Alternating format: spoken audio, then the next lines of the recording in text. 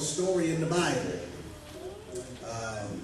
Old Testament story about David and his son Absalom. And not only about David and Absalom, but about a specific young man by the name of Cushai. Somebody say Cushai.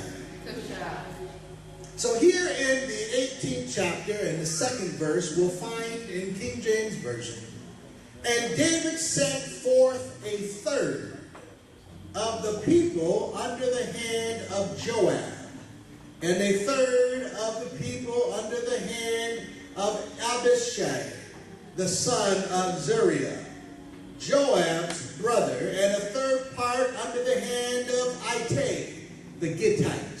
And the king said unto the people, I will surely go forth with you myself. But the people answered, Thou shalt not go forth, for if we flee away, they will not care for us. Neither, if half of us die, they will care for us. But now thou art worth 10,000 of us. Therefore now it is better that thou occur or secure us out of the city. Verse 4. And the king said to them, What seemeth you best I will do. And the king stood by the gate side, and all the people came out by the hundreds and by the thousands. Here's my key verse. And the king commanded Joab and Abishai and Ittai, saying, Deal gently for my sake with the young man, even with Absalom. And all the people heard when the king gave all the captains charge concerning Absalom. He said to them in our terms, When you do find my son Absalom, I want you to tend with him with living, tender care. You ever have somebody that is cutting up or is misbehaving, and somebody else comes in to try and correct that person, and you have to jump in and say, wait, this person has to be dealt with tender, loving care. Now, I'm told that when I was younger, I don't remember a whole lot, but I'm told when I was younger that my father used to be able to look at certain ones in our family and give them a certain look. They would straighten up and begin to behave. But they tell me that myself and my younger brother, we didn't understand the look. So we had to be dealt with a little differently. Are you hearing me? And David said, I'm sending you to war. I'm not going with you. But when you do come up to my son Absalom, I'm asking for special care. Somebody say special care. Special care. Now what you got to understand before we can get into this real good is that 2 Samuel 14:25 gives us a little bit about his son Absalom. Because here we have a father and a son who are at odds with each other. Now I'm taught in all the studies that I've done with teenagers, and that's why I wanted to open up this community center, is there is a gap between the teenager and the parent. Say amen. Amen. children are still close to their parents. There's still a hold from the parent to the child. There's still a respect level from the parent to the child. There's even a fear from the parent to the child. But when they become a teenager, I'm not talking against them, I just got to share this with you. It seems that things begin to arise. They begin to take their manhood or their womanhood, if you will, and they want to test the waters. So there is something between a teenager and a parent that causes automatic war. Somebody say war. War. This is no different.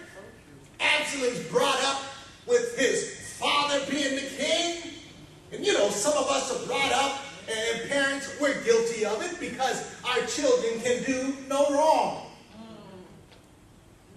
I didn't get no amens on that. I got some moans and grunts, Jerry. I didn't get no amens. And we tell our children that they are princesses and that they are princes and that they are this and that. And then when they get older and start acting like it, then you want to slap them. Yeah. But you told them, oh, you hearing this? Mm-hmm. So here's David's son Absalom, surrounded by greatness, surrounded by people serving him all the time. Go with me to 2 Samuel 14, a couple of books back. Verse 25 says this about him. Now in all Israel, there was no one as handsome as Absalom. Well, he should be. He's the king's son. He has the greatest appointments. He wears the finest clothes. He's in the limelight.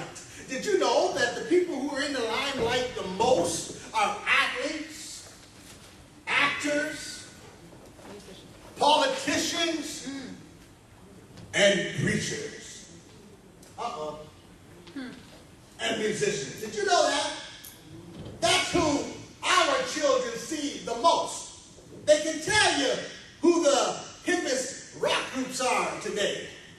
They can tell you who the baddest athlete is today. They can even name the local preachers around them if you bring them to church. And Absalom was no different. He was in the light. Everybody knew him. Bible just said there was none in Israel as handsome. Listen what it says. So highly praised. From the sole of his foot to the crown of his head, there was no defect. He didn't even have pimples. Look at somebody tell him the brother was fine. I'm trying to help you understand. Physically, he was blessed beyond. He was admired by all. Everybody before Mike wanted to be like Absalom. He had all things people wanted in the positions of being who he was. But in spite of all of that, in spite of all the natural blessings he had, he lacked in spirit. I want to say that again because some of us that think we've arrived, we have achieved, we've gotten there. I want you to know something. When you think you've arrived and you've achieved, you've just started. Let me say that again. When you think you finally arrived and you have achieved, you've just started. Absalom's problem was he allowed all of this stuff to go to his head. You ever meet somebody that was on the same level as you and they got promoted and all of a sudden they can't talk to you no more? He had a certain charm about him. He was good at persuasion. He had a likable personality. Go over to chapter 15 and verse 6. And it says this. And on this manner did Absalom to all Israel that came to the king for judgment. So Absalom stole the hearts. Somebody say stole the hearts. Stole the hearts. He stole the hearts of the men of Israel. Not just the women who thought he was handsome, but he was so charming that even the men. My Sunday school class, don't this sound familiar? When he spoke, everybody listened. When he walked, everybody stood still. He had a presence about him. He had a way